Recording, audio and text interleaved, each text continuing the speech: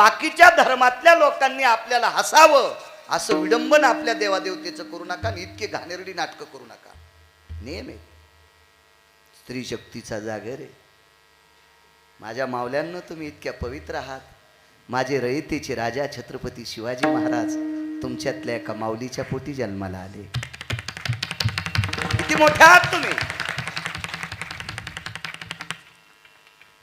धर्मनिष्ठ संकल्पित धर्मस्थित सूर्य महाराणा प्रताप या पवित्र भारत देशातल्या माऊलीच्या पोटी जन्माला आले. तुम्ही किती मोठे आहात. 36 वर्ष पंढरपुरातला मालक ज्या बाईचे लुगडे धुवायला पैठणला थांबला, गिरजा काकी किती मोठ्या असत्या. माझ्या पैठणच्या मालकाच्या दारात दत्त चोपदारी करीत असे वॉचमन राहायला देव 36 वर्ष. माझे नाथबाबा सुद्धा तुमच्यातल्या एका पवित्र माऊलीच्या पोटी जन्माला आले. माझे ज्ञानोबा आहे, माझे तुकोबर आहे, माझे नामदेव आहे, नाथबाबा, सावता महाराज, सेना महाराज तुमच्या पोटी जन्माला आले. इतकी कुश या पवित्र भारत देशातल्या माऊलीची पोटी आहे. म्हणून हा शारदीय नवरात्र महोत्सव म्हणजे नारी शक्तीचा जागर आहे, स्त्री शक्तीचा जागर आहे, तुमचा जागर आहे. काही सोंग नाही करायची. टाचानं लिंबू फोडलं, बगलात लिंबू दांबलं, कुत्र्याहून उतरिलं, मांजराहून उतरिलं, हे असे सोंग नाही करायचे. हे आपला संप्रदाय सोंगाड्या नाही. बाकीच्या लोकांनी हसावा असं करू नका नाटक. हो, चांगल्यांचं ऐका, भंगिराईचं ऐकू नका. विठाला विठाला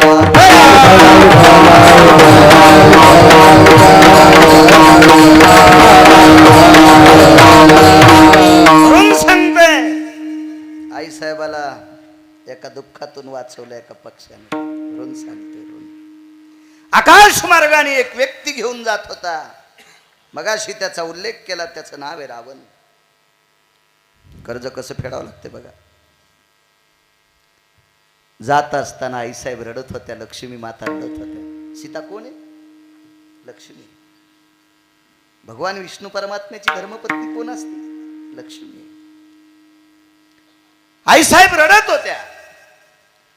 पक्षी हा चाणाक्ष दृष्टीचा होता, वृत्तीचा होता. त्याची दृष्टी चतुर आहे, तेज आहे, तीक्ष्ण आहे, मन सुद्धा असं तल्लक आहे. आणि त्या पक्षानं विचार केला, या रथात बसणाऱ्या व्यक्तीच्या अंगावर कपडे भगव्या रंगाचे, त्या अर्थी तो संन्यासी असं कोणी ओळखिलं? त्या पाखरानं. मग संन्याशासोबत एक बाई रडायली, त्या अर्थी ही बाई या संन्याशाशी सहमत नाही. हे कोणी ओळखिलं? पाखरानं. संन्यासी जर एखादी आई म्हणून, बहीण म्हणून तिला जर कुठं सोडित असेल तर ती शांत बसती असती. ही रडती त्या अर्थी या संन्याशाच्या मनोगतात ती मिळालेली नाही. हे कळालं कोणाला माहितीये का? किडे खाणाऱ्या पाखरायला, जटायूला. किडे खाणारे ते काय असं, त्याच्या गळ्यात कमाळ होती का? ते एखादच धरीत होतं का? त्याला नवरात्रीतले उपास होते? काही विषय नव्हता. ते पक्षी आहे, पक्षी येते, पक्षी येते. पण त्या पक्षाला सुद्धा कळालं, बा जनावराला साधं समजू नका.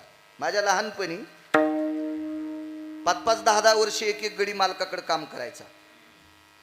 पण गड्याला माहीत असायचं पेव कुठे. जेवाऱ्या पेवात ठेवत होते. गड्याला माहित होता, खळ्यावरची गाडी आणली ज्वारीची खळ्याहून की बरोबर गडी तिथं उभा राहायचा आणि म्हणायचा आता पेव उघडा, मग मानी निघती. गडी बदलल्यावर जर त्या गड्याला पेव माहित नसेल तर बैल तेच असते. गावात यशीत आल्याबरोबर बैलाचा कासरा ढिल्ला सोडायचा, बैलाचे दोन्ही पाय पेवाच्या मानीवर पडत असते आणि मग बैल बाजूला घ्यायचे. तिथं उकरलं की पेव सापडत होता. इतके बैल बुद्धिजीवी होते. काही लोकांचे कुत्रे पण बुद्धिजीवी होते. पशुपक्षाला साधं समजायचं नाही. मी एके दिवशी पावसाची ओळी सांगितली होती. प्रजन्य पडेल अर्ध घटिका, ऐसे जानती पिपिलिका, अंडे काढून या देखा, आणि का ठिकाणी नेतसे. मुंग्या आपल्या पिलांची, त्याच्यात पिला असतात त्याची, ती अंडे तोंडात धरून हारीच्या हारी मुंगी निघायल्या, अशा चालल्या बिळाच्या बाहेर की पावसाचं लक्षण आहे. कोणाला कळतंय? मुंगीला. मुंगीला सामान्य नाही मुंगी. तुम्हाला एक माहित आहे, पूर्वीच्या काळात खळ्याच्या भोवताल गोल गोटे घेऊन बसत होते. दिवसभर 2-3 टोपले गोटे खळ्याच्या भोवताल ठेवायचे आणि गोफणी असायच्या. गोफणी आणि मग कोलभूक व्हायची. तर त्या कोल्याचं भुकणं काही यडगळायनं अंधश्रद्धेत कोचलं. काय कुठं कोचतील त्याचा मेळच नाही हो, चिंध्या कोचल्या. आणि म्हणे कोल भुकल्याच्या नंतर मदन हालिल्यावर जेवारी वाढत असते. मूर्ख आहे का काय? कोले भुकल्यावर जर मदन हालिल्यावर, मदन कशाला म्हणते सांगता येतं का? जीनच्या पॅन्टीवाल्या. हा नाही नाही नाही नाही, धान्य उधळायच्या अगोदर जी रास असती तिला मदन म्हणत असतात. विठाला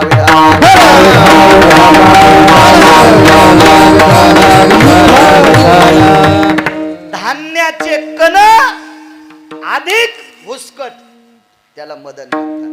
आता यज्ञ होणार आपल्या नवरात्रीतला अष्टमीचा यज्ञ. यज्ञाची सांगता कशा नसती सांगता येईल का? किती उपास धरले तिथे लोकांनी मला सांगा बरं. यज्ञाची सांगता कशा नसती. मग इथून सुरुवात आहे, त्याच्यामुळे उपासाचा काय फायदा नाही. विठाला विठाला विठाला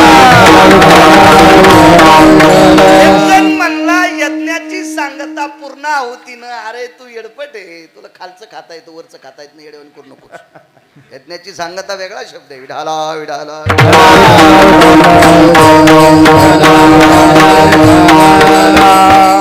आपलं काय झालंय, सर्पानं चुचुंदरी धरली. चुचुंदरी कळती, उंदराचा दुसरा अवतार असतो. हे मा असं लांबत बघा. गव्हाला पाणी देताना गवत उपटितो, त्याच्यामुळे मग दारी लांबते. मधलं तण काढायची गरज नाही ना, आपण आपल्या कडेवर बोलावं ना. उंदीर आणि चिचुंदरी सारखे दिसायला, पण चिचुंदरीला अशी चोच असते. उंदीर खाल्ल्यावर सापाचं पोट भरतंय, चिचुंदरी खाल्ल्यावर बी पोट भरतंय, पण साप मरतो. सापाला उंदराची हाडं पचिता येते, पण चिचुंदरीची चोच पचिता येत नाही. परिणाम काय होतो माहितीये? उंदरानं सापानं चुकून उंदीर समजून पाठीमागून चिचुंदरी धरली. त्याला कळालं चिचुंदरी आहे, सोडून दिली की आंधळा होतून खाल्ली की मरतो. आपलं ते काम झाले. उपास धरू धरू जीव हैराण झाला, कशासाठी धरायचा याचा पताच नाही. विठाला विठाला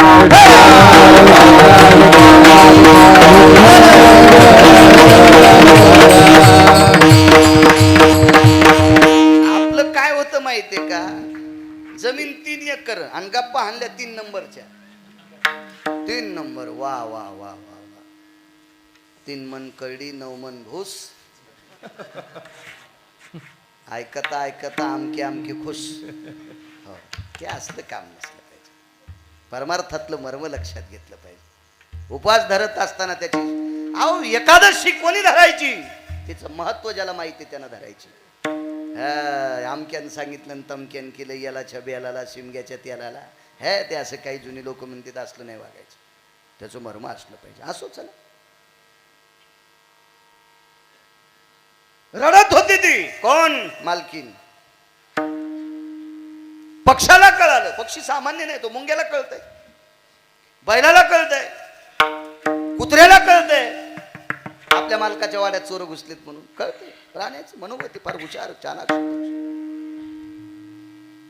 याच्या पलीकडे सांगू का?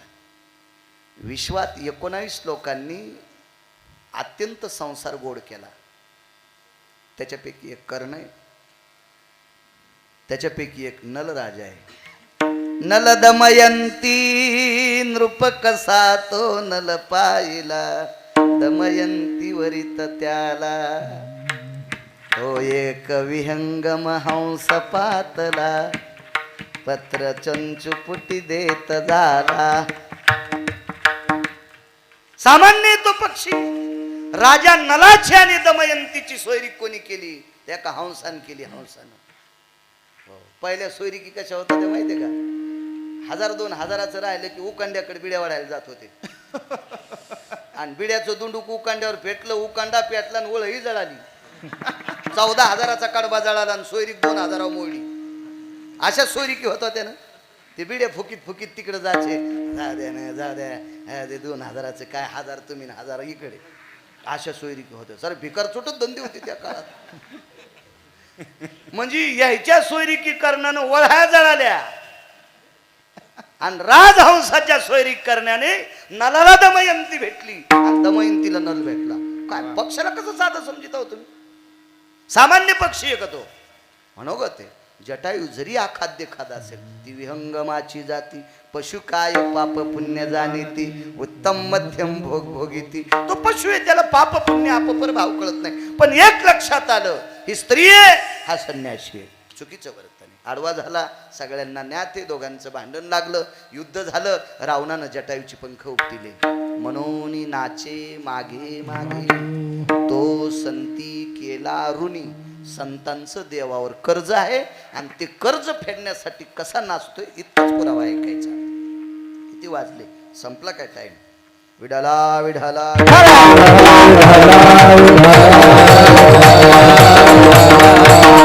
मग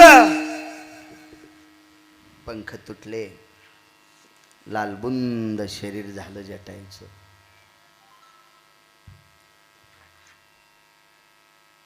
मालकिनीनं पाहिलं लक्ष्मी आई साहेबानं आणि जाता जाता जटायूला सांगितलं, बाळा माझ्या तोंडातून ज्याचं नाव पडतंय ते नाव तू घेत राह. तो दयाळू आहे रे, तो दयाळू आहे, तो कृपाळू आहे रे, तो कनवाळू आहे. तुझ्या भेटी करता येईल रे, पण मी ज्याचं नाव घेते तू तो नाव घेत राह. शंका एका गोष्टीची आहे महाराज, पाखराला भजन कसं करता येईल? कसं करता येईल भजन? पक्षाला तोंडानं जरी भजन नाही करता आलं तर अंतकरणानं भजन करता येते. अंतकरण प्रत्येकाचं सारखं आहे, काही नाही त्याच्यात. मग आईसाहेबांनी सांगितलं, लक्ष्मी आईसाहेबांना मालकिनीनं सांगितलं, बाळा अरे मी ज्याचं स्मरण करते त्याचं स्मरण कर रे. मी तर तुला नाही वाचू शकले, मला या मूर्खाच्या तावडीतून वाचण्यासाठी तू स्वतःच बलिदान केलंस. पण लक्षात घे, मालक याची दखल घेतील. आणि मुखारविंदातून हृदयातून धावा केला, हे राम हे राम, राघव राजा राम, रघुपती राघव राजा राम, राघव राघव राघव राघव राघव राजा राम, रघुपती राघव राजा राम. मी ज्याचं स्मरण करते तू करत राह. तो कृपाळू आहे, तो दयाळू आहे, तुझ्या करता धावत येईल. घेत हृदयाचा ठाव, स्पुंदे रडे आक्रशोनी भाव. घेत हृदयाचा ठाव, नामे गुंजारला. मालकांचा पुरावा आहे, वाचा. फक्त 3 पुरावे एकत्रित घातले. माणसं नंतर म्हणते ते कशातलं असेल, हे तुरीतले उसात गवसत असतं काय, बघ ना त्याच्यासाठी बघ. गुंजार घातला नामाचा आणि तो वेडा आहे. लक्ष्मी आई साहेबाचा मालक भक्तासाठी वेडा आहे. पातला तिथं तात्काळ त्या तळी पातला. पाहिलं तर लालबुंद शरीर आहे. कशानं पुसला असं हो? आमचा एक मित्र रामायण सांगतो. आता ऐका बरं का, काय त्या ठिकाणी प्रभू रामचंद्र जटायूच्या जवळ गेले बरं का, आणि काय जटायूचे पंख रावणाने उपटून टाकले होते बरं का. सगळं अंग जटायूचं लालबुंद झालं. प्रभू रामचंद्राने उपरण्याने जटायूचं तोंड पुसलं. सुमळ्या कपडे नव्हते रे प्रभू रामचंद्राच्या अंगात. वल्कल्यधारी नारायण, वल्कल्यधारी नारायण, नसे अंबराचा ठाव. अंबर म्हणजे वस्त्र, वल्कल्लेत, कसे पुशील? पण तोंड तर पुसलंय जटायूचं. मृत्तिके माखिले आनन, आनन म्हणजे तोंड आणि मृत्तिका म्हणजे माती. रक्त तोंडावर आलत, जमिनीवर घोळसलं, प्राण कासावीत झाला. मृत्तिके माखिले आनन, सगळं तोंड मातीनं भरलेलं आहे. पण हे पुसले, वस्त्र तर नव्हते. कशानं पुसले? भगवान व्रतस्थ होते आणि व्रतस्थ असल्यामुळे भगवंताच्या दाढी आणि जटा वाढलेल्या होत्या. ते काय आताच्या सारखी व्रतस्थ नव्हती. आता रामायण लावल्याच्या नंतर 14 दिवस वनवासाला जाते. हे वनवासे जाताना बिड्या खिशातच नेते. वरून पोत्याचे कपडे असतात पण आतून बिड्या इथं असतातच. मग अशा बिड्या तू आज संग नेल्या, तू वनवास्या नाहीस रे. हे तू वनवास नाही, तू हा बिड्या संगच आता. आणि हे वनवासाला गेल्यावर घरी पप्याची माय आरशात पाहत नाही असं पण म्हणते. नवरा वनवासाला गेला ना, बायको आरशात पाहत नाही, दाताळ्यानं डोसकं इचरीत नाही. दाताळ म्हणजे कंगवा. हो, ते असं मनानच कुंकुलाई ती बिचारी. इतकी बिचारी धडपड करायली. आणि ह्यो ज्या गावात मुक्कामाल तिथं बिड्या वाढायला, गांजा वाढायला, पुड्या खाला. यम लय हानीन रे तुला, इतका यम हानीन सोमळ्या, तू इंचभर जागा ठोचा नाही लाल करायची. नाटक नाही करायचो. अहो नाटकात नाटक जमन, नाटकात नाटक जमत नाही, परमार्थात नाटक असतंय का? आमच्या इथं नाटक केलं, पोळ्याच्या दुसऱ्या दिवशी कर असती आणि करीला नाटक त्याला ललित म्हणते. ललित पुरावा आहे ललिताचा. आणि रामायणातलं पार्ट घेतलं. राम, लक्ष्मण, भरत, सीताई साहेबन, मारुती 5 लोक केले. तर मारुती कोणाला करतेत? ज्याला तांब्या उचलत नाही त्याला करतेत का? गबळ्या गुबळ्याला त्याला सदरत न तो मारुती असतो हे रे कुठं. असा धष्ट पुष्ट 113 किलो वजनाचा माणूस आमच्या इथे. 113 किलो वजनाचा. ह्या गुटगुटीत सफरचंदावानी त्याचे गालन गिलन मस्त. आणि मग त्याला मारुती मीच केलं. आता त्या लंगुटी त्याच्यात बायकोची अर्धी साडी फाडीन त्याची लंगुटी आणि अर्ध्या साडीची शेपूट त्याच्यात बायकोची साडी. ना आमच्या बायकाची आम्ही कशा, मग लग्नच नव्हतं तेव्हा. आणि जरी झालं असतं तर मी माझ्या बायकोची कशाला फाडीन? असं कोणी येडा आहे का आपल्या बायकोची साडी फाडायला? त्याच्या इथं चाळ होता, जरा बरा होता, खात्या पित्या घरचं होतं. त्याच्या बायकोच्या अर्ध्या साडीची लंगुटी ना अर्धीची शेपूट. हो, रंगात नाटक आलं ललित. सगळे लोक रामाकडे पाहिनत, लक्ष्मणाकडे पाहिनत, मारुती लय जमला गडे. आणि नाटक रंगात आलं. पोरग स्टेजवर पळत गेलं. बाबा आईला परभणी नेलंय, डॉक्टर म्हणले सिजर करायचंय. घेतली मारुतीची शेपूट उपसून. म्हणजे नाटकात नाटक जमलं नाही, उघड पडलं ना. तर परमार्थात नाटक जमतंय का? आगावपणा करायचाच नाही. इतका यम हानील की पाचच काम नाही. विठाला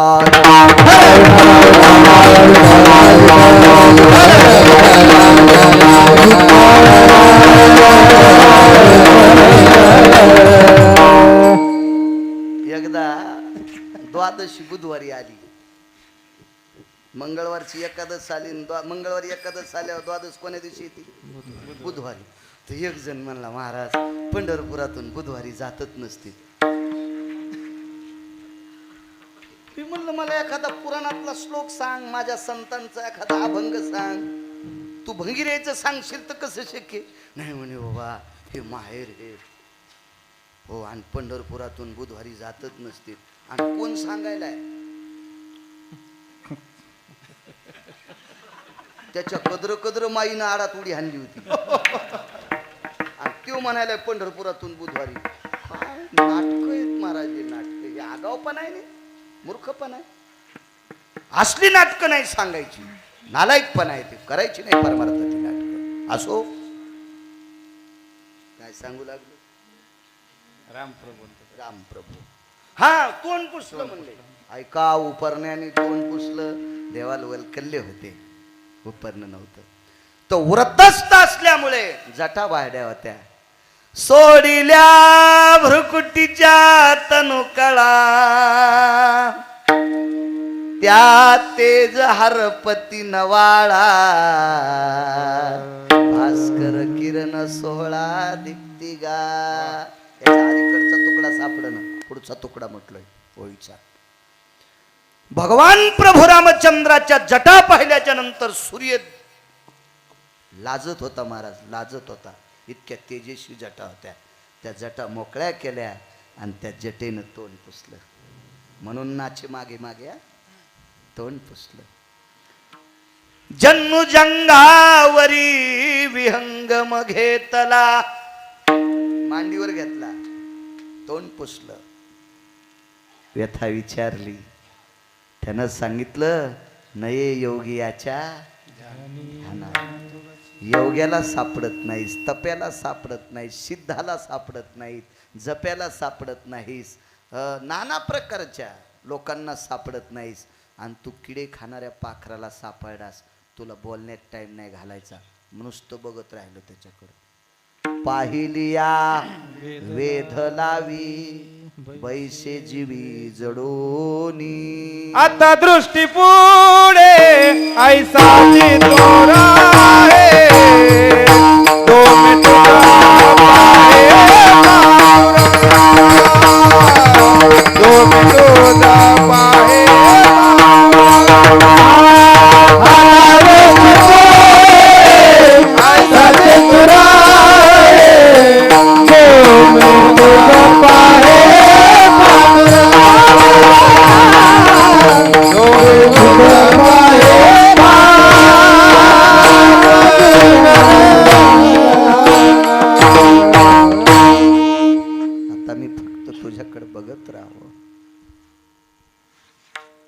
जयासाठी तप धावा, किंवा जयासाठी यज्ञ तप, तो हा मदनाचा बाप. जयासाठी तप धावा, तो हा उघडाची पहावा. मंगळवेढ्याचे मालक चोखोबराय म्हणतात, अरे ज्याच्यासाठी तुम्ही तपश्चर्या यज्ञ व्रत वैकल्य करतात, हे सगळं त्याला उघड पाहिलं की भेटतंय. तो हा उघडाची पहावा, जयासाठी यज्ञ तप, आणि तो हा मदनाचा बाप, तो विटेवरचा बाप आहे. आणि तो मला सापडलाय. कोण म्हणतंय महाराज? एक पाखरू म्हणतंय. त्याच्याकडे पाहात पाहात पाहात पाहात जटायून प्राण सोडला. कोणाच्या मांडीवर? पंढरपुरातल्या मालकाच्या मांडीवर प्राण सोडला. प्राण. ऐका पुढचा विधी. दोन्ही गोष्टी इतक्यातच ऐका. देवावर ऋण काय होतं आणि देव नाचला कसा, याचे दोन पुरावे बारीकशे ऐका.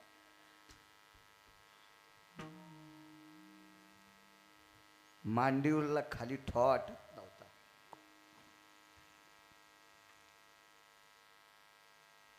दर्भाची पेंडी घेतली, दर्भ खाली आथरला. दर्भ म्हणजे मोळ नावाचं गवत. त्या गवताला मोळ नावाचं गवत म्हणतात. नदीच्या कडेला असते दर्भ. दर्भाची पेंडी घेतली, खाली आथरली आणि त्याच्यावर जटायूचं पार्थिव टाकलं. विश्व ज्याच्या ताब्यात आहे त्याला जगाचा बाप म्हणतात, त्याला ब्रह्मांडाचा धनी म्हणतात. त्यांनी लाकडं जमा केले, चिता रचली, मनोनी नाचे मागे मागे. ऋणही सांगतोय, चिता रचली. जगाच्या मालकाने जटायूचं पार्थिव स्वतः उचललं.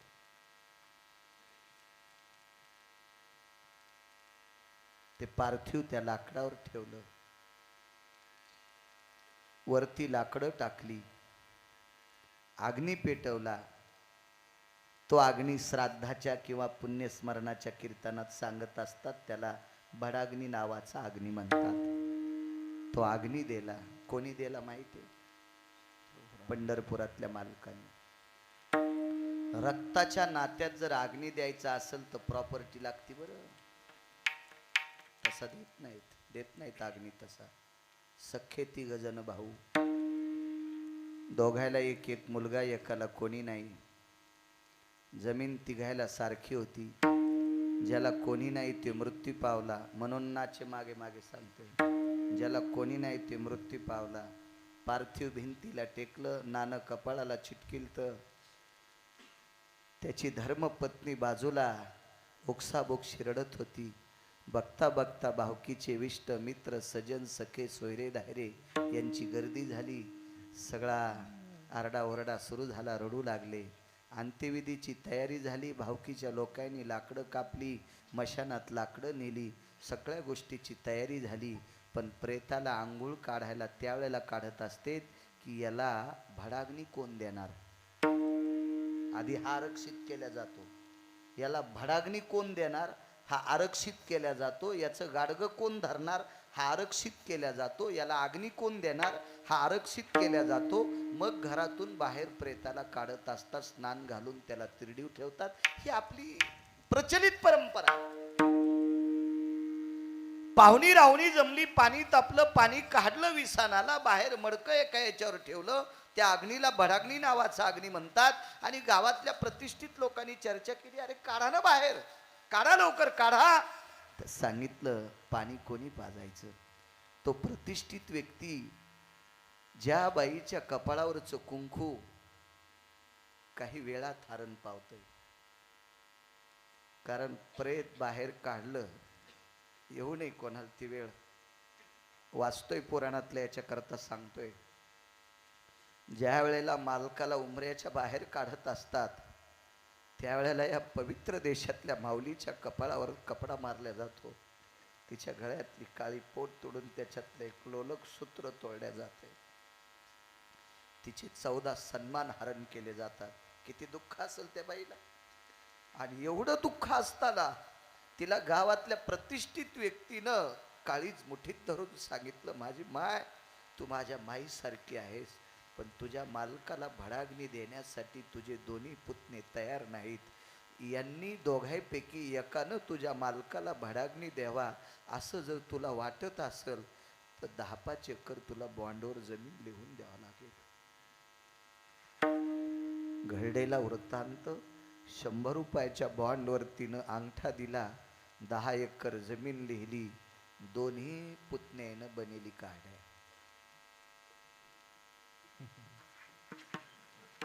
कळाला दृष्टांत. त्या भावाचा मुलगा म्हणला मी काकाला पाणी पाजतो. या भावाचा मुलगा म्हणला मी काकाला पाणी पाजतो. कापसे बुवा आधी पाजायला कोणी तयार नव्हतं. बाईनं अंगठा दिला, 10 एकर जमीन लिहून दिली. जो कोणी पाणी पाजीन त्याला 10 एकर जमीन.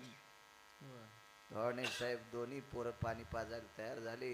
दृष्टांत संपला. चुलता बाप होऊ शकत नाही, पण बापासारखा आधार देऊ शकतो. हे आपल्या संस्कृतीतलं, कुटुंब प्रणालीतलं एक श्रेष्ठ नातं आहे. चुलता असेल, काकी असेल, आजोबा असतील, आजी असेल, आई असतील, वडील असतील, हे देवाच्या बरोबरीचं स्थान आहे कुटुंब प्रणालीमध्ये. देवाच्या बरोबरीचं आहे. पण रक्ताच्या नात्यातली माणसं इतक्या ओढाताडी करते.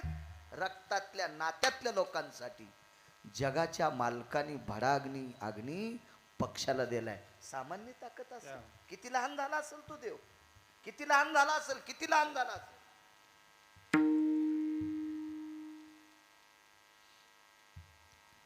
भडाग्नी अग्नी दिला. जटायूची राख ध्वजपत्रात भरली. ध्वजपत्र म्हणजे विशिष्ट प्रकारच्या झाडाची साल. जिनच्या पॅन्टीवाल्यांना जरी माहीत नसेल तर पूर्वीच्या काळात काशीतले कापडी येत होते आणि काशीतले कापडी येणारे ध्वजपत्रावर प्रसाद देत होते. पूर्वीच्या काळातली सर्व ग्रंथ ध्वजपत्रावर लिहित होते. म्हणजे कागदासारखी मऊ त्याची, जसं जसं त्याला घासताल अशी जशी चंदनाची निघत असती ना, तर चंदनाच्या हजारो पटीनं कपड्यासारखी ज्याची असे मधले हे निघतात त्याला ध्वजपत्र म्हणतात. अशा ध्वजपत्रात जटायूची राख घेतली आणि एका पवित्र तीर्थात समर्पित केली. दक्षिणेकडे तोंड करून दर्भाची अंगठी बोटात घातली. देवाकडं सोन्याची अंगठी नव्हती. सोन्याची अंगठी प्रभू रामचंद्राकडे त्यावेळेला आली. भगवान प्रभू रामचंद्र अगस्तींच्या आश्रमावर गेल्यावर रामायण नीट ऐक जा, नीट ऐक जा, नीट ऐक जा. आणि जोपर्यंत तुम्ही सुज्ञ होत नाहीत का तोपर्यंत आमचे सुधरत नाहीत. आमचे लोक सुधारण्यासाठी तुम्ही हुशार होणं अत्यंत गरजेचं आहे. तेव्हा खाणाऱ्याला पदार्थाची चव कळावी तेव्हा सुगरणीला कळतंय आपण स्वयंपाक कसा केलाय. खाणाऱ्यानं भजे खाताना नुसतं भजा तोंडात टाकल्यावर कसनुसं तोंड करायचं, जसे खडे चावायला तिच्या लक्षात येते आपल्याला भजे नाही जमले. येड कांद्याला भजे म्हणूनच आणू लागलं, ती म्हणली जमलं आपलं. असं नाही, असं नाही. तुम्ही अभ्यासानं इतकी हुशार व्हा, इतकी हुशार व्हा, इतकी हुशार व्हा की आमची लोक भविष्यात सारखा सारखा अभ्यास करतील. काही नाही, ते हवनात काही टाकलं असेल कोणी वाती वगैरे किंवा ड्युटी असेल तिच्यावर थोडंसं तेल टाकून हे करा, होत राहत.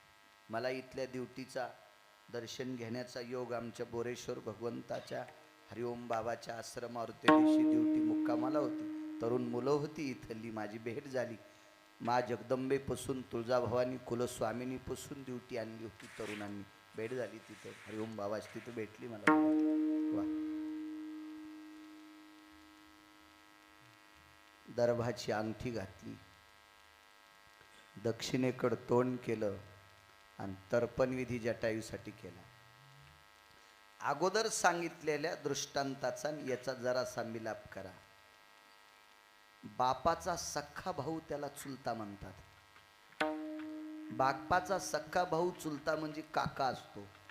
आणि या काकाला पाणी पाजण्यासाठी बॉन्डवर सही केल्याशिवाय नालायक पुतण्यानं पाणी पाजलं नाही काकाला. हा रक्ताच्या नात्यातला नालायक पुतण्या भारतात कितीतरी बघायला भेटतील. जटायूकून काय घ्यायचं होतं पंढरपुरातल्या मालकाला? ईदभर जमीन, 4-2 रुपये कापशे बुवा, सुपारी, इलायची, बडीशोप, कपडा, काहीच नाही, काहीच नाही, काहीच नाही. उलट यानं निर्माण केलेल्या सृष्टीतले दाणे तो पक्षी खात होता. ही याचीच त्याच्यावर कृपा. तरी जगाच्या मालकानं इतका आपला मोठेपणा सांडून त्याचा संपूर्ण विधी केला. याला म्हणायचं मनोनी नाचे मागे मागे, पण ऋण काय? आता अलीकडे बोलावं लागेल. मग देव जर पाखरासाठी इतका वाकत होता तर ह्या पक्षाचं देवावर कर्ज काय? जटायूला संत म्हणायचं नाही असं जर मी म्हणलो तर गिरगावकर मूर्ख ठरेल. कारण त्यानं भजन केलंय. आणि भजन करणारी लोक वारकरी असतात, संत असतात. हो, उगारी कामा नाही कोणासाठी कोणी यायला. मग तो सामान्य नाही, त्याच्या अंतःकरणापासून नामाची ज्योत पेटली आणि विटेवरच्या मालकाचं तो भजन करीत होता. पण ऋण कोणतं याचा मुद्दा आहे का? ब्रह्मांडाचा मालक, या ब्रह्मांडाच्या मालकाची मालकीन एक श्रीमंत व्यक्ती हरण करीत होता. आणि त्या श्रीमंत, आता तो नालायक किती, सात्विक किती, सदाचारी किती, पुण्यशील किती, पवित्र किती, विद्वान किती याची पर्व येतो. रावण विद्वान बी होता, रावण विद्वान बी होता, रावण सदाचारी सुद्धा होता, रावण पुण्यवान पण होता. किती पुण्यवान! माईसाठी आत्मलिंग आणलो. कसं म्हणता त्याला पापी? एक मुद्दा. रावण विद्वान किती! ज्याच्या वाणीला प्रसन्न अलीकडे मंदिरातले मालक झाले. काय नाव आहे शंकराचं? कटेश्वर. भगवान शिवशंकर त्याच्यावर प्रसन्न झाले आणि त्याच्या वाणीला प्रसन्न होऊन सोन्याचं गावात देऊन टाकलं. कारण वास्तू शांतीच्या पूजेला रावण होता. काय म्हणतं रे म्हणत? यावस्थानो वास्तु सत्पुरुषास्ततो प्रसन्नो भवा मम ग्रहे सर्वस्थितो चिरकाल आप्राप्त्यस्थितोति भयं प्राप्तो यत्मिद्यायं रमं व्रजितो अर्थो पुनितं द्रव्यराशियं गोधनः सर्वस्थितां पवित्र हेम कंचना सर्वस्थितो अर्थं मुद्या भयस्थापितं वास्तुयं पुनितब्धैव पुनितः ज्येष्ठा कनिष्ठा यद्भवेनि पुनिताय सर्वं आयुरारोग्यस्तता दीर्घमायु यत् भविष्यत् पुण्यायाम करिष्यते. आमच्या वास्तूमध्ये भरपूर पैसे असावा, भरपूर धन असावा, गाई म्हशीनं कोंबड्यांना गाई म्हशीनं वाडा भरलेला असावा, जमीन भरपूर असावा, मान सन्मान यश श्री औदार्य सगळ्या गोष्टी असत राहावा, घरातल्या लोकांना भरपूर आयुष्य मिळावा, असे संकल्प रावण सोडत असताना 10 तोंडानं मंत्र म्हणत होता. 10 तोंडानं इत्यन्वत भय स्थित दशानन पुढे भय स्थित जाज्ञिरे असं म्हणायचं. परवा एक जण म्हणला आमच्या इथं पटपटच मंत्र म्हणले, मग घरकुल करून देतो का बामना? हा कौरक दळीन तू हे इथं, हा कौरक दळीन तू तरी कुठं रिकाम आहे. काही लोक म्हणले महाराज काय करा उभाट्याचा अवथाना नाही नाही भोयट्या आणा म्हणजे पटकन आवरा, पटकन आवरा. अशी काही लय माणसं नंबरी असतात. मी केलं 2-4 वर्ष तेच. असं वाटत होतं सत्यनारायण करताना चौरंगाचा पिल काढावून उलटा धरून याला हाणावा असा यजमान हाना वाटत होता. पण आता त्याला हाणल्यावर कशी पपेची माय जगवायची भानगडी त्या होत्यानं त्यावेळेची गोष्ट. आता तर हानीनच. विठाला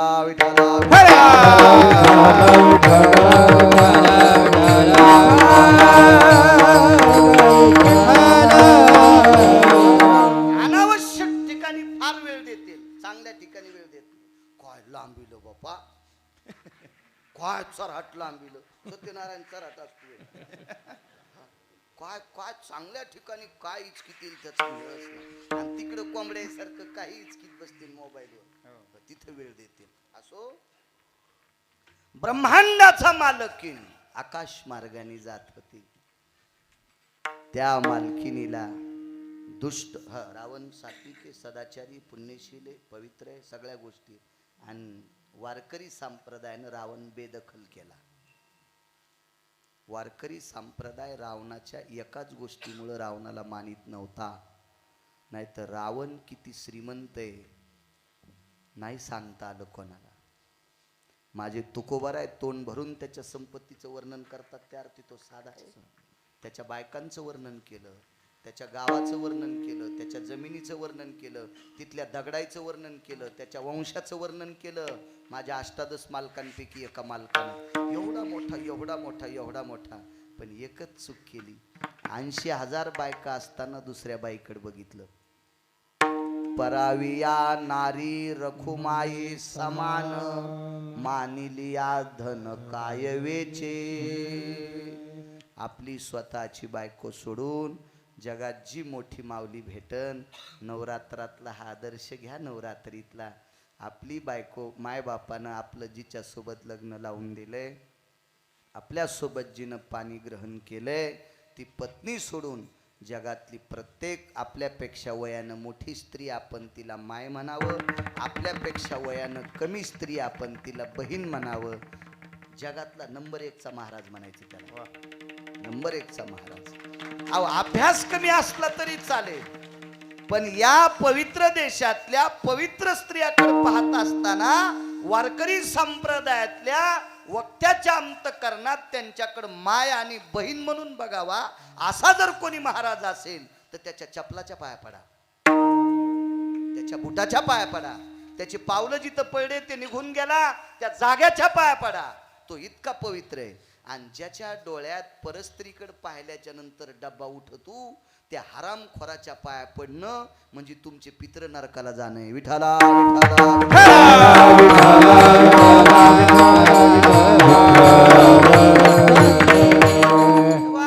खालचे लोक बापू कोणाला मानतील?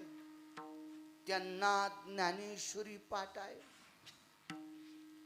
त्यांना गाथा कंठस्थ आहे, पण त्याच्या काळजाला मशीन लावली तर मशीन जळून जाते. इतकं त्याच्या चित्तात डांबर भरले. आणि अशा भंगिऱ्याला ज्ञानेश्वरी पाठ असून काय फायदा? त्याचं वागणं तपासा. तो साधूच्या लायकीचा आहे का? तो महात्मा होण्याच्या लायकीचा आहे का? तो यती होण्याच्या लायकीचा आहे का? तो योगी होण्याच्या लायकीचा आहे का? तो तपी होण्याच्या लायकीचा आहे का? तो सिद्ध होण्याच्या लायकीचा आहे का? तो महंत होण्याच्या लायकीचा आहे का? तो आचार्य आहे का? तो पंडित आहे का? तो शास्त्री आहे का? त्याचं आचरण तपासल्यावर कळतं. ज्याचं आचरण गोड तो साधू गोड.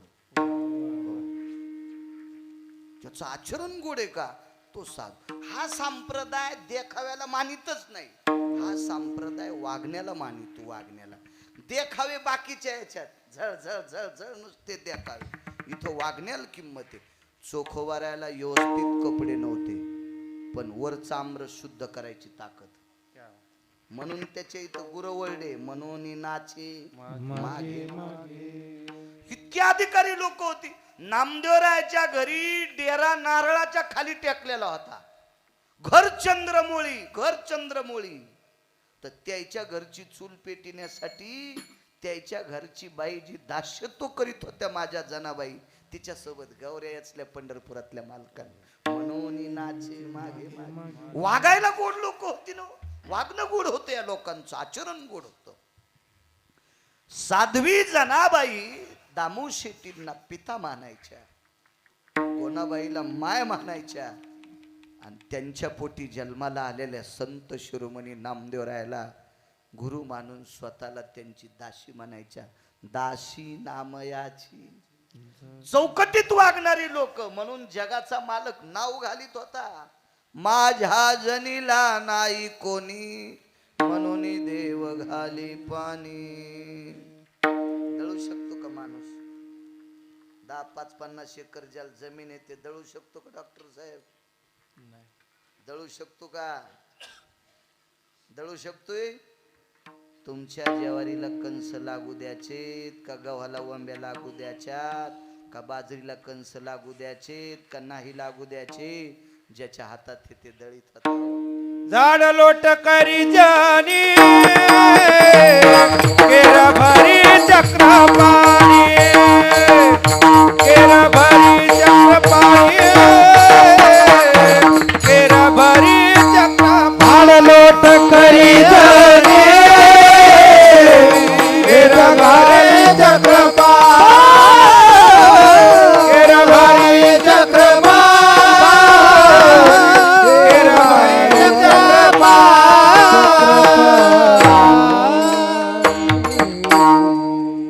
जनाबाईनं जर झाडून काढलं तर कोपऱ्यातला गर्दा जगाचा बाप भरीत होता. कशात भरला असेल हो त्यांनी? वैकुंठवासी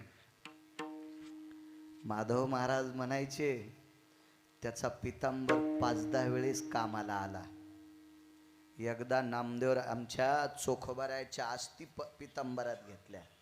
नामदेवे आस्ती आणल्या पारखोनी आणि घेत चक्र पाणी पितांबरे, पितांबरात घेतल्या. गौऱ्या पितांबरात येचित होता, पितांबरात येचित होता गौऱ्या, आणि जनाबाईच्या ढिगलावर टाकीत होता. केर जनाबाईनं केरसुनीनं झाडायचा आणि जगाच्या मालकानं पितांबरात केर भरून बाहेर नेऊन टाकायचा. काय तो पितांबर होता जगाच्या मालकाचा.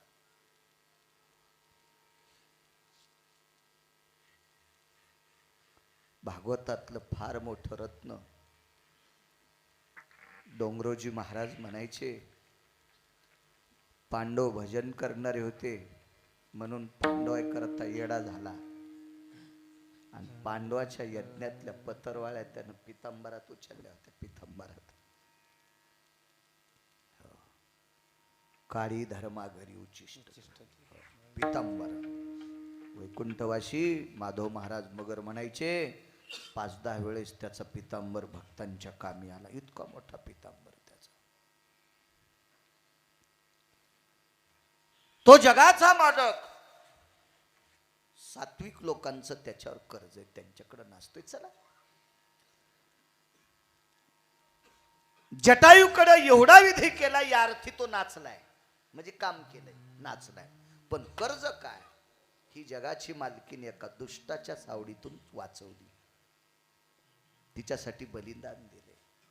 नारी शक्तीचा उदो आहे, स्त्री शक्तीचा जागर आहे. नवरात्र, शारदीय नवरात्र महोत्सव म्हणजे या पवित्र देशातल्या स्त्रीवर एक गोडशी कृपादृष्टी ठेवा, अशी माझी जगदंबा सांगते, असा माझा विटेवरचा मालक सांगतोय. ऐका, बाकीचे नाटकं केल्यानं देव प्रसन्न होत नसतोय. अशा नाटक्याला तर आडवं कापी तू पंढरपुरातला आडवं. हो, आणि मग उभं कापून मीठ भरून कुत्र्याला टाकी तू. वांगे चिरलेवानी हे नाटकं चालत नाहीत त्याच्याकडं. बघा नारी शक्तीचा उद उद किती पाहिजे. एक नालायक गंध लावणारा लोकायला भुलिण्यासाठी माळी घालणारा एका गुंडाला भेटला. देवावर कर्ज काय इतकंच ऐकायचं. आता टाइम तर संपला का रे अजय? 5 मिनिट.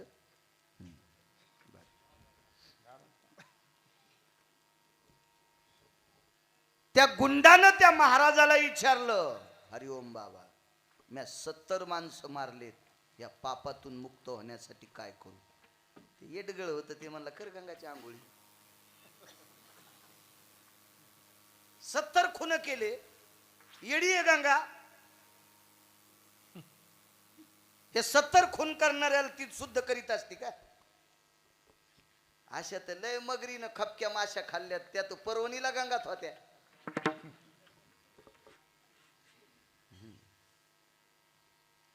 कर्ज आहे बघा, कर्ज देवावर.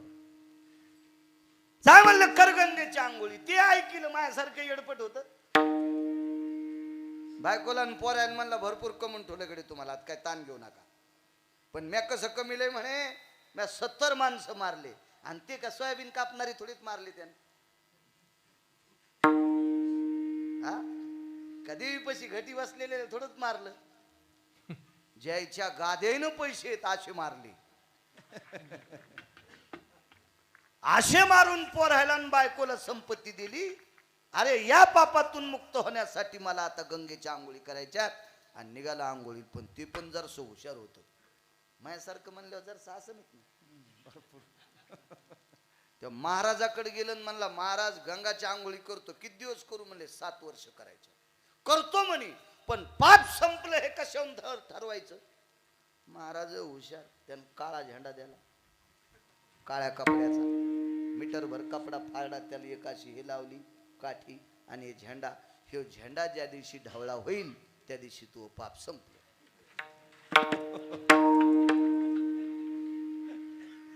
नारी शक्तीचा जागर आहे, स्त्री शक्तीचा जागर आहे, आणि कर्ज बी देवावर तेच आहे. इतक्या आंघोळी केल्या की त्याला कळत न गेलं, पाणी पण कळत न गेलं. घरातून आउटलेट बाहेर आलं, त्याच्या खाली बी आंघोळ केली. कशाचं आउटलेट होतं त्याला काय कळलं? त्याला फक्त एकच, पाणी दिसलं की आंघोळ, वडा दिसला की आंघोळ. हो, कशात आंघोळीच करू लागलं ते, कशात बी आंघोळी. बेंडकी पाण्यात पडल्यामुळे झेंडा जास्त काळा झाला, आणि याचा रंग बी काळपटच झाला. आपण ज्ञानोबाराय तुकोबारायच्या सोहळ्यात गेल्या कसे कलर बदलते. आपण भेटायला जातो सावळ्याला, पंढरपुरीचा निळा, आणि ओरिजिनल दिंडीमध्ये चालणाऱ्यांचा रंग पंढरपुरातल्या मालकासारखा होतो. टेम्पूत बसून लुंगी लावून दिंडी याच्या आधी पंक्तीला बसवतो, त्याचा रंग नाही काळा होत. आधीच बसवतो, आधीच वरची तरी हानी तू. हो, याचे रंग कसे काळे होतील? आता ते चलूच लागलं बिचारा, आंघोळी करूच लागलं. झेंडा तर पहिलाच काळा आणि जास्त काळा सगळ्या पाण्यानं, याचाही रंग काळा. ते म्हणला 7 वर्ष झाले गडे, आता 70 खून केलेत, 7 वर्ष आंघोळी केल्यात, गंगा तर एक बी सुटली नाही, पण पाप संपलं नाही. आता 71वा महाराजच हाणतो. जिथं टेकन तिथं टेकन म्हणला, पण हाणतोच याला वापस. महाराज असा डोंगरावर राहत होता, असा ते महाराज उगा सुंबियन का महाराज, का सोंग घेतलेला महाराज. सात्विकता ज्याच्याकडे त्याला महाराज म्हणायचं. लय पाठांतर करणाऱ्यापेक्षा हे लोक लय चांगले, सेवाधारी लोक, सेवाधारी माणसे, सेवाधारी.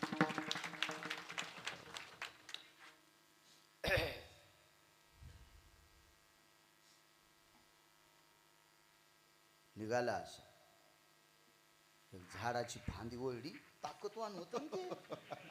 अशी ओळली फांदी फाटाळल्याबरोबर दुसऱ्या हाताने फांदी साळली आणि त्या खंटा सगट खांद्यावर टाकली. एका टप्पूतच आणतो म्हणला मला, टप्पूत.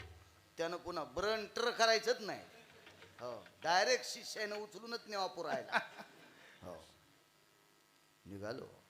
पण महाराजाच्या अलीकडे एक शाळा होती आणि ती शाळा सुटली. त्या शाळेतून एक मुलगी घराकडे जात होती आणि ती मुलगी रडू लागली. 16-17 वर्षाची मुलगी असेल, ती रडू लागली. तर इतक्या याच्या मनात एकच, या 70 मारले 71वा महाराज, 70 मारले 71वा महाराज. पण तितक्यात ही रडू लागली. ले काय झालं, गाव राहिला खाऊन आरडायली रे. तिला जरा आधार भेटला, कारण खांद्यावर काठी होती ना. ती म्हणली, दादा मला हे 10 जण त्रास द्यायले. उभी राह इथं. रगील होत ती. राह इथं उभी राह. पहिले 70, हे 10 80 आणि महाराज 81वा. या म्हणला, या एक बार. अजय तू नाही हा, ये म्हणला 10 या नाही ती 1-1 या. तर ते असेच होते ना साखरेच्या पोत्यातले मुंगळे. कधी बी लक्षात ठेवा, खताच्या ढिगलावरलं झाड किती हिरवं दिसू द्या, सुकन त्याचं सांगता येत नसते. उकांड्यावरल्या झाडाला खपक्या काशी फळं लागत आहेत. उकांड्यावर येला असला ना, त्याला काशी फळं अशी खपक्या लागत आहेत. आणि तुम्ही रानात लावा ना, त्याला काय खायचं काय, ते उकांड्यावरलं म्हणजे संकरित गाय. खाला दम नाही, शेणाला दम नाही, दुधा कमरा इतकं बकेट भरून देते. हा, पण तापिलं तर चिलीम भर पण साय निघणं. असे काय काय खताच्या ढिगलावरली. तसे ते 10 जण होते ना, कटच्या ते शर्ट, कोणाचे टी-शर्ट, त्याच्यावर काय भूत काढलेले, काहीच्या पॅन्टी दोऱ्या लोंबलेल्या, काय घालावं त्याचा मिळत नाही, काहीच्या मुदाम कापलेल्या. म्हणलं 80 एकर जमीन आणि पॅन्ट अशी फाटकी नाही, फॅशन निघली. हो म्हणलं काही दिवसाला अशी निघन, घालूच नाही. हो, अशी कशी फॅशन तुझी. हो, जनावर आहेस का तू. तेव्हा लोकांनी लाजा सोडल्या, लाज जनावरांनी सोडली नाही. ओरिजिनल शेतकऱ्याला विचारा, गाय जर जनत असेल, गाईला गळ्यात दोर नसावा आणि गाय जनत असावा. मालक जवळ गेला की गाय उठती आणि गाय आडूसा पाहती. जनावराला इज्जत आहे हो. इतक्या काही काही हरामखोऱ्याने लाजा सोडल्यात. काय यायला सप्ते करणार आहेत, काय यांना कीर्तन करणार आहेत, काय यांना भजन टाळणार आहेत, काय यांना परमार्थ कळणार आहेत. पशुला ज्ञान आहे, पशुला ज्ञान आहे. नीच वृत्ती झाली. पाऊस कमी पडतोय, निसर्ग झोका देतोय, 2 लोकांचं पाप आहे. पुराण सांगते, एक पाप हे परमार्थातल्या लोकांचं आणि एक पाप हे राजसत्तेतल्या लोकांचं. धर्मसत्ता आणि आध्यात्मिक सत्ता ज्या वेळेला मलिन होत असते ना, त्यावेळेला निसर्ग कोपत असतो.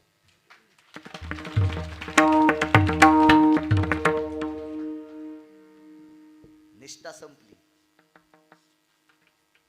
अध्यात्मातली निष्ठा आज काही लोकांकडे आहे, म्हणून संप्रदाय बघायला भेटतो. उत्रेश्वर बापू कापसे, तुमच्या माझ्यासारख्या सामान्य माणसावर परमार्थ नाही. आज काही माणसं 2 मुक्काम आळंदीत करतात आणि 2 मुक्काम पंढरपूरला करतात. महिन्याची एकादशी द्वादशी तिथं, त्रयोदशीला निघली पताका. पुढच्या एकादशी द्वादशीला आळंदीत, त्रयोदशीला खांद्यावर पताका निघली पंढरपूरला. अविरत वारकरी आहेत, अखंड वारकरी आहेत. काही माणसांचा इतका नियम आहे, तो सकाळचा नित्यनेम केल्याशिवाय पाणी सुद्धा पित नाहीत.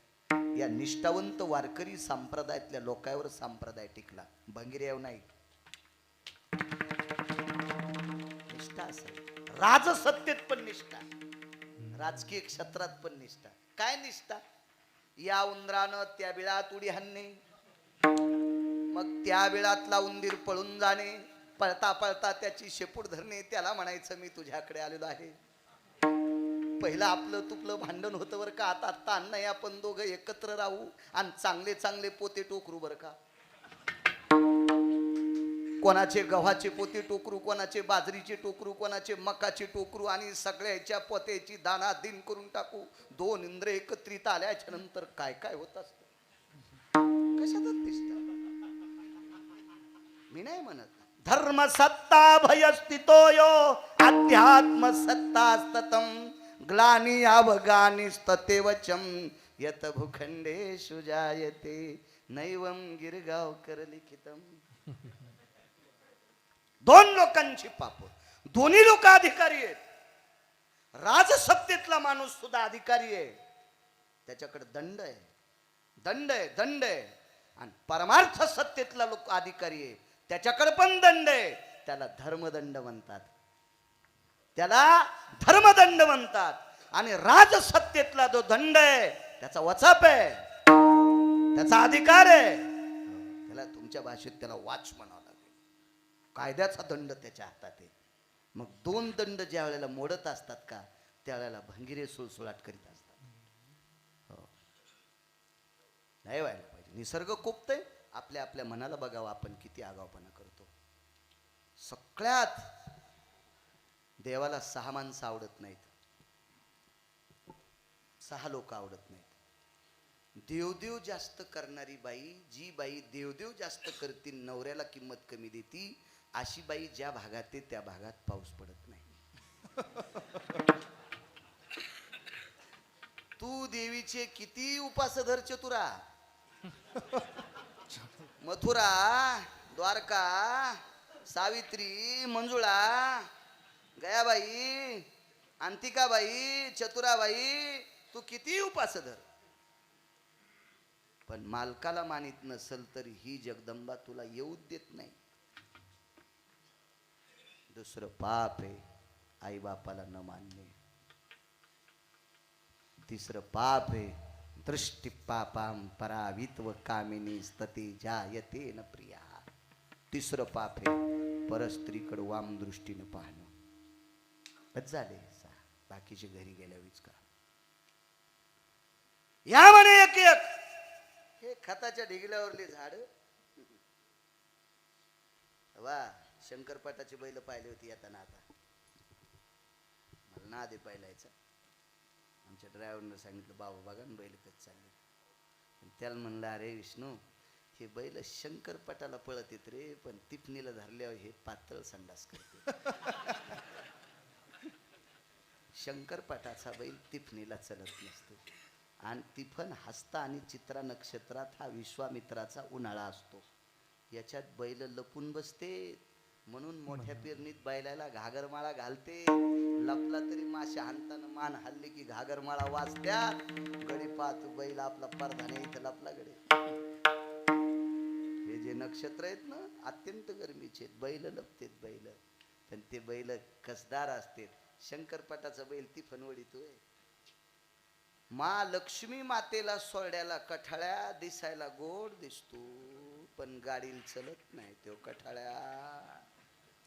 तसे हे खताच्या ढेगलावरली 9-10 शिकायला त्या पोरीला त्रास देत होते. आणि हे ओरिजिनल तिफणीचा बैल होता, खांद्यावर लाकूड. या एक बार या म्हणला, या 10 जण आहेत एकदाच या म्हणला. तो संती केला रुनिया रोज सांगतो. नाचला तर कळालं तुम्हाला. त्याचा दावा केला, त्याचं 3 दिवसाचं श्राद्ध केलं, त्याला तर्पणविधी केला 3 दिवसाचा दक्षिणेकडे तोंड करून. दर्भाच्या अंगठ्या घातल्या, दर्भाचं आसन दिलं, भरागणी दिला. इतका नाचलाय कोणासाठी? पाखरासाठी. पण कर्ज काय होतं ते ऐका. या म्हणे, या म्हणल्यावर ते ढकलायले त्याला आणि हे ढकलायले त्याला. ते म्हणला तितका पण त्रास घेऊ नका, मीच जवळ येतो. आणि जवळ जाऊन एका फाटक्यात 3 जण पाडीत, 3 जण पाडीत होते. ते ढिगलावरले झाड होते ना, तुम्हाला एक माहिती आहे का? झाडा खालचं झाड वाळत नाही, वाळत नाही, वाळत नाही, पण शेंग लागत नाही. झाडा खालचा ऊस पाणी कमी पडल्यावर वाळत नाही, पण लय मोठे पेरे वाढतच नाही. ते कवा बी असा जामीनच असतो. तर जास्त. आणि झाडाच्या बाहेरचा 32 पेरे, हा 29 पेरे, 22 पेरे कांडे ऊस. आणि झाडा खालचा वाढतच नाही, पण वाळत नाही. बांधावरल्या गवताला कापून पेंडीभर जर म्हशीला आणि गाईला टाकलं तर भरभर दूध निघतंय. आणि झाडा खालचं गवत टाकल्यावर दूध होत नाही, पातळ शेण पडतंय. त्याला पंधाड म्हणतात. ओरिजिनल शेतकरी म्हणून तर टकटक बोलतो. एक जण म्हणला कीर्तनात रगील की केल्या लोकांना कीर्तन घेतल्या निघाला कापूस खुरपायला. काय ताण घ्यायचा त्याला, आहे का नाही? तुम्हाला 30 गाव पठ्याल 36 गाव, काय ताण घ्यायचा त्याला? हे म्हणून कधी कधी स्वतःचं अस्तित्व निर्माण केलं पाहिजे. त्या लोकांना किंमत असते, त्या लोकांना ते म्हणून आयत्या पिठावर एक गोट्या इथं किंमत नसते. हे आयत्या पिठावरले 9-10 जण या म्हणे एकदा एका एका फटक्यात 3-3 वाजिले. 10ला 10 मारले. पहिले 70, हे 10-80. पोरीला सांगितलं बाई आता तू घरी जाय. ती म्हणली चंद्र सूर्य येतोपर्यंत आता मला भीती नाही. ह्याच नालायकाची भीती होती 10 जणांची. आता काही चिंता नाही, ती घरी निघून गेली. पहिले 70 आणि हे 10-80 मारले. आता ह्याच रक्तानं माखलेल्या लाकडानं महाराज हाणायचा. महाराज असे खुर्चीवर बसलेले, महाराजाचे शिष्य असे 2-4. महाराजाच्या पुढे स्टूल टेकलेला, त्या स्टूलवर अशी परात, त्या परातीत काजू बदाम पिस्ता. महाराज एक एक खाऊ लागलं. त्याला तांब्या घेऊन जायचा कटाळा. काम करीत नव्हतं ना, काजू कसे पचतील? काजू बदाम पचायला काम लागत असतं. आमचा एक पाहुणा म्हणला तुम्ही कवा तूप खातात? मी त्याला गिलास भर तूप वाढलं. ऊसात आमच्या 3 दिवस बाहेर आलंच नाही ऊसात. हो, कारण ते पचण्यासाठी. अहो फुकटचं बी असू द्या, पचण्यासाठी ताकद लागत असते. या नाही तर फुकटचा भाजीपाला हागोनीस काळ, अशी एक मन होती जुन्या लोकांची. ते पचिता आलं पाहिजे, त्याला लागत असते पचवायला. मग महाराजाच्या भोवताल होते ते. महाराज एक काजू खाईन, संगचे मुठभर खाईन. तुम्हाला नाही म्हणायला अभ्यास माणूस आहे, प्रमाणाची फेक कापसे महाराज. पण ते लाकूड पाहिल्यावर काजू खाणारे पळाले. अरे बापरे म्हणले आपल्या गुरुजीला हाणायला आलो रे. ते पळाले. काय काय लय शिष्य भारी असते. हो, एखाद्या जागेवर भूक लागल्यावर चहा प्यायची असली की महाराज आपल्याला माहिती आहे ना तिथं आपल्या ओळखीचे आहेत, म्हणजे आपण समजावं याला चहा प्यायचा आहे असे. आणि गाडी पंक्चर झाल्यावर मागच्या सीटवर झोपते. ड्रायव्हरला टायर खोलणं म्हणून 2 नट महाराजानं खोलले, 2-3 ड्रायव्हरनं खोलले. संघचे काय उठलेत. असे असतेत ना काय काय आपल्या सोबतचे चांगलेच सगळे. आपलं नशीब चांगले, माणसं चांगले. मी भंगारी संघ बी कशाला, तू आहे का नाही? काही गरज नाही त्याला, काय कशाला आगावपणा करायचा. तेव्हा देवाचा बैल कोणी फुकट दिला तर कशाला न्याचा? तिफनील चल ना, बैलगाडी वडी न, शंकरपटाला जमन, आणि घरचं खाईन. आणि घरचं खाईन म्हणजे शेण बी घरी टाकीन ना. शेण बी कुठं टाकायला? आखराव. आणि मग का शेणाला टोपलं घेऊनच फिरावं का त्याच्यावर? ह्या अशा आखरावरली कामे नसते. हो, आपली उली वाटीभर का दूध देईन, पण गाय खोट्यावर राहते ना, ती कामाची असते. इकडे तिकडे भंगिरी नसली पाहिजे. ते 10 मारले. महाराज हंतच. महाराज म्हणले बेशक मार, पण का मारायला? 7 वर्ष बेजारी केलीस म्हणले बाई. इकडं तिकडं वड्या नाल्याला आंघोळी घातल्या. 70 माणसं मारल्याचं पाप संपन, पण पाप नाही संपलं म्हणून पुन्हा 10 मारले. आणि आता 81 तुला. महाराज म्हणले झेंडा पाहिजे, कमरेला कपडा बांधलेला होता, झेंडा असा खोसलेला होता. वरी पाहिला तर झेंडा पांढरा शुभ्र झाला. दृष्टांत संपला. झेंडा काळ्याचा पांढरा गंगेच्या आंघोळीनं झाला का 10 खून केल्यावर झाला? 10 माणसं मारल्यावर झाला. पण मग तुम्ही इतकं ध्यानात धरता, महाबाण कोरला आता त्याला हाणतोच. असं नाही 10 माणसं मारले, पण या पवित्र देशातल्या पवित्र स्त्रीला, पवित्र कुमारिकेला, पवित्र जगदंबेला, पवित्र लक्ष्मी मातेला, पवित्र सावित्रीला 10 दुष्टाच्या प्रवृत्तीतून, तावडीतून वाचवलं. मग या देशातल्या पवित्र स्त्रीला जोपासण्यासाठी, या पवित्र देशातल्या एका कुमारिकेच्या आबरूचं संरक्षण करण्याकरता 10 खून जरी केले तरी ते पाप संपतंय. इतकी स्त्री पवित्र. आणि हे काम कोणी केलं माहितीये? जटायूनं. ब्रह्मांडाचा धनी त्यांच्या पत्नीवरचं संकट दूर केलं म्हणून संती केला ऋणी. म्हणून तो संत पक्षाच्या कुळात जरी असला तरी त्याचे वाटेल ते काम केले. म्हणून नाचे मागे मागे, नाचे मागे मागे, म्हणून नाचे मागे मागे, वाहे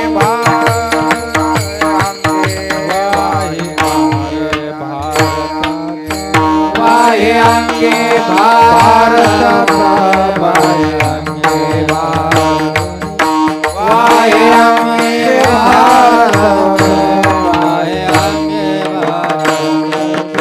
म्हणून नाचे मागे मागे, वाहे अंगे भारताचा, वाहे अंगे भारताचा, वाहे अंगे भारताचा. म्हणून नाचे मागे मागे,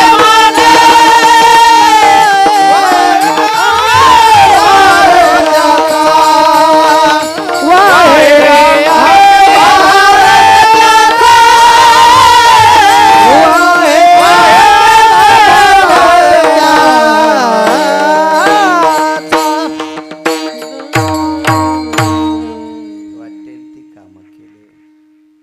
मायबापाची सेवा केली की देवऋणी होतो, देवऋणी होतो.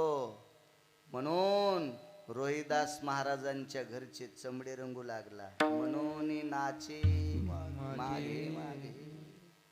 पुंडलिकरायनं आई वडिलाची सेवा केली. भिरकाविली वीट, वीट फेकून दिली. युगे 28 विटेवरी उभा ऋणे. म्हणून नाचे मागे मागे.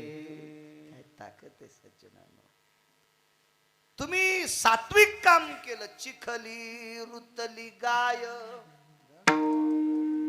ती म्हातारी एका तरुणे पाहायचं नाही, धड धाकट पाहायचीच नाही. तिला त्याच्यातून मुक्त करणं देवावर कर्ज. मग आपले संभाळित येते. नाना प्रकारचे काम आहे. अहो दुष्काळात साधूला जीव घातले एका बाईनं. न्यायशास्त्रीची पत्नी होती. न्यायशास्त्र केलं गौतमानी. आणि न्यायशास्त्री मुनी श्री गौतम अहिल्या दुष्काळात साधू जीव घातले. कर्ज झालं देवाच्या डोक्यावर. एका नालायकानं अनुचित प्रकार केला तरी त्याच्यातून वाचिली. आणि शिळा होती मनुष्य झाली. थोर कीर्ती वाखाणली. काय ताकद आहे महाराज. हे काही अशी कामं आहेत की ती कामं केल्याच्या नंतर देवाच्या डोक्यावर त्याचं ऋण होतंय, कर्ज होतंय. आणि मग तो तिथं नाचतोय. विठोबा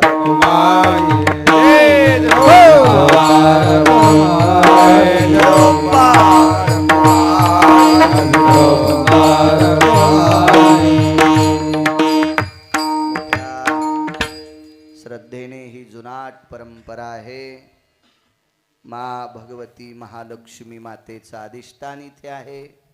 जगदानंद कंद जगतपती भगवान पंढरीश पांडुरंग परमात्मा द्वापार युगामध्ये विटेवरच्या मालकाची 16,108 लग्न झाली. त्याच्यापैकी एक जामवंती नावाची विटेवरच्या मालकाची धर्मपत्नी जामवंताची कन्या. फार मोठा इतिहास आहे श्रीमद भागवतामध्ये. आणि त्या पवित्र माऊली सोबत विटेवरच्या मालकाचं लग्न झालं. 16 संस्कारापैकी एक संस्कार, एक लग्न संस्कार आहे. आणि त्या संस्कारातले काही उपसंस्कार असतात. त्याच्यापैकी लक्ष्मीपूजन हा जो विधी आहे लग्नातला, तो विधी या पवित्र स्थानावर झाला. म्हणून इथे प्रत्यक्ष मा भगवती लक्ष्मी मातेचं जाज्वल्य अधिष्ठान आहे. असं पवित्र पावन जगदंबेचं महालक्ष्मीचं कडेठाण. सर्व ग्रामस्थ मंडळी जेवढ्या आडनावाची गावात लोक आहेत तेवढ्यांना गिरगावकराचा प्रणाम. का? कारण तुम्ही मा भगवतीच्या नगरीतले माणसं आहात, म्हणून तुम्हाला कीर्तनाच्या गादीहून प्रणाम. आज आदरणीय हरिओम बाबा सुधा बोरेश्वर संस्थानचे अध्यक्ष. दर अमावस्याला जसं चाकरवाडीला अन्नदान, तशी तिथं पंगत असती त्यांच्याकडे. एक साध्या विचाराची सात्विक सदाचारी व्यक्ती ते सुद्धा आलेत, त्यांना सुद्धा प्रणाम. आज गव्हाणे साहेब, बऱ्यापैकी आमचे मृदंगाचार्य महाराज योगेश महाराज आहेत आमचे सोबत आलेले. ताठे साहेब आहेत, राजपूत साहेब आदी करून बरेच संभाजीनगरहून आलेत. एक सहज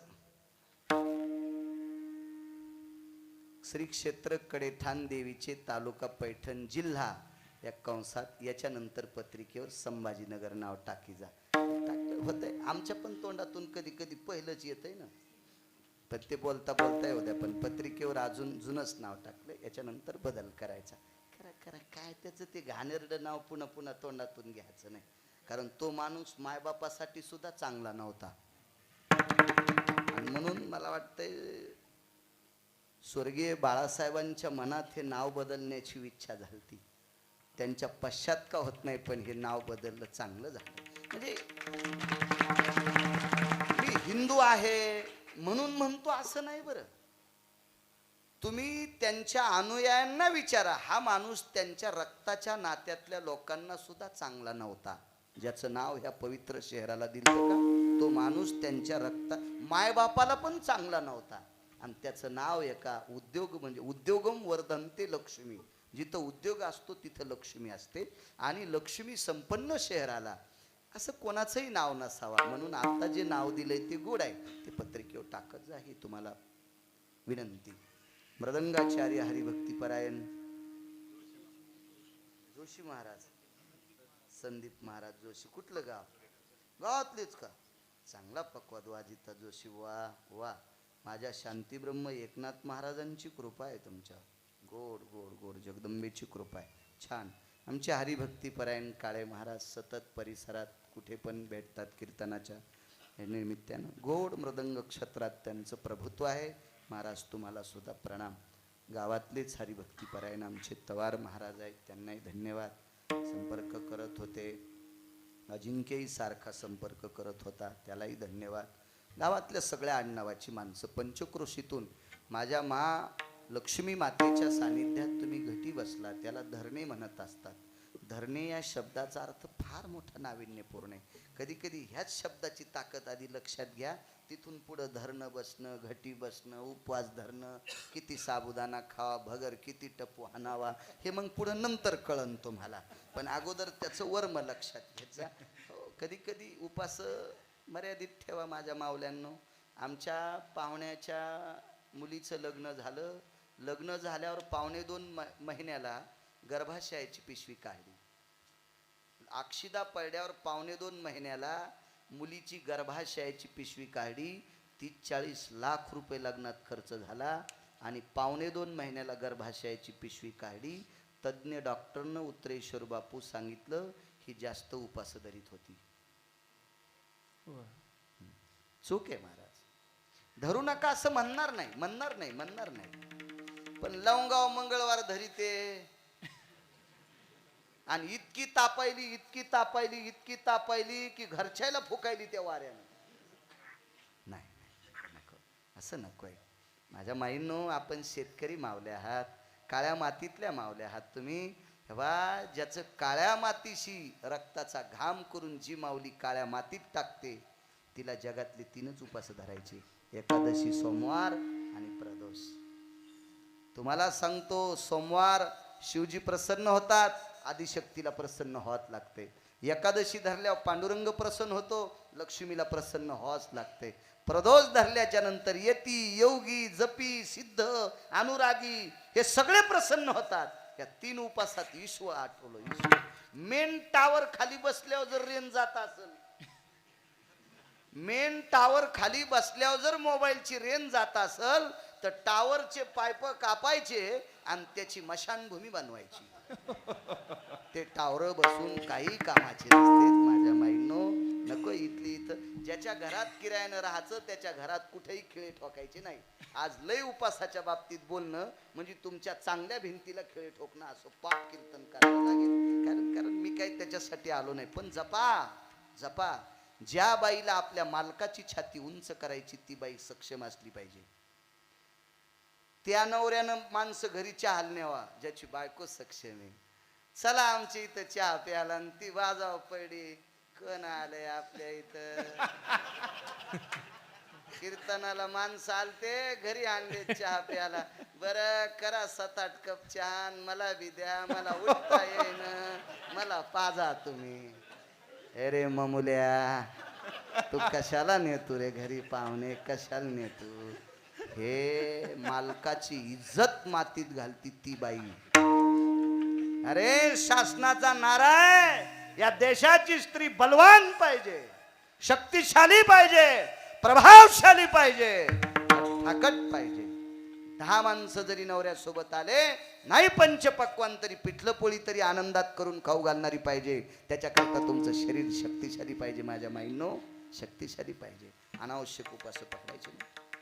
ठीक आहे. माझ्या जगदंबेचा उपवास अहो श्रद्धेनं जर तिच्या पुढं नाक घासलं ना, या महालक्ष्मी मातेच्या पुढं श्रद्धेनं नाक घासलं ना तर ती तुमच्यासाठी वाकेल. ती तुमच्यासाठी वाकेल. ताठारपणानं दुधात काशीफळ शिजून खाल्ले आणि लक्ष्मीला सांगितलं म्या तू हा उपवास धरला. लक्ष्मी म्हणली तुझ्या तोंडाला कव्हाच काही लागू देत नाही, तुला दवाखान्यात सलाईन वाटत सगळं देते. तिच्या पुढे टेक चलत नाही, टेक नाही चलत तिच्या पुढे. श्रद्धा लागती. देवा कारणे भाव तस्मा काही न लगे एक भावची कारण तुका मने आन विठोबाची. भाव पाहिजे, भाव. श्रद्धा ठेवा. दोन्ही मृदंगाचार्यांना धन्यवाद. उत्कृष्ट वारकरी हरिभक्तीपरायण उत्तरेश्वर महाराज वांगीकर त्यांनाही धन्यवाद प्रणाम. त्यांच्यासोबत चाल म्हणली कापशेबा कोण आहे? नारायण महाराज काळे, गोड आवाज, त्यांना धन्यवाद प्रणाम. आदरणीय हरिभक्तीपरायण कापसे महाराज, बऱ्याच दिवसाचा परिचय, त्यांचा पण इतकी जवळून ओळख नव्हती. कापसे महाराजांना धन्यवाद. बाजूचे संदीप महाराज असतील, गावातले ज्येष्ठ श्रेष्ठ सर्व मंडळी विनेकरी, सगळ्यांना प्रणाम. तुम्हाला पण धन्यवाद, तुम्हाला पण धन्यवाद. फक्त पॅन्टी पांढऱ्या शिवा.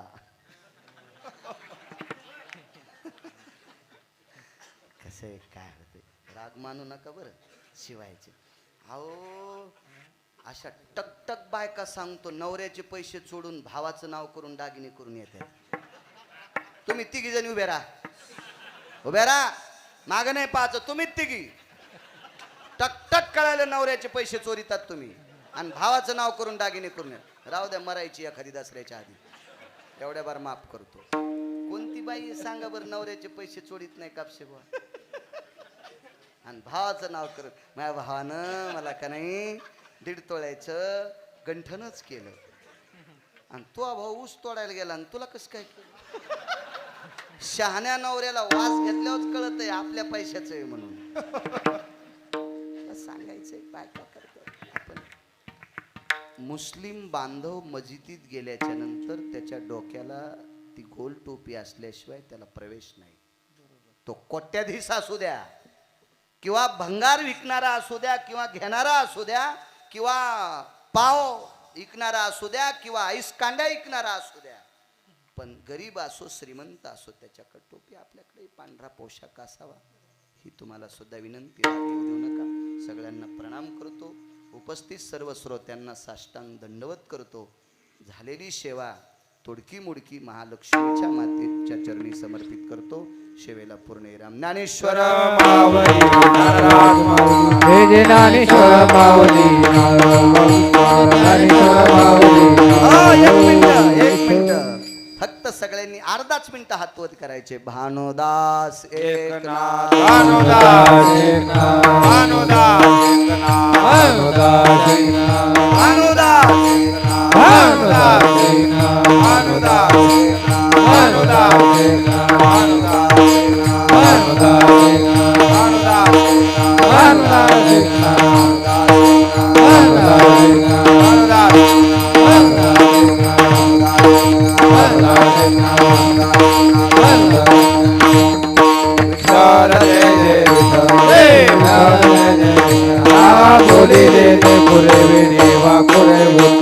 राजमा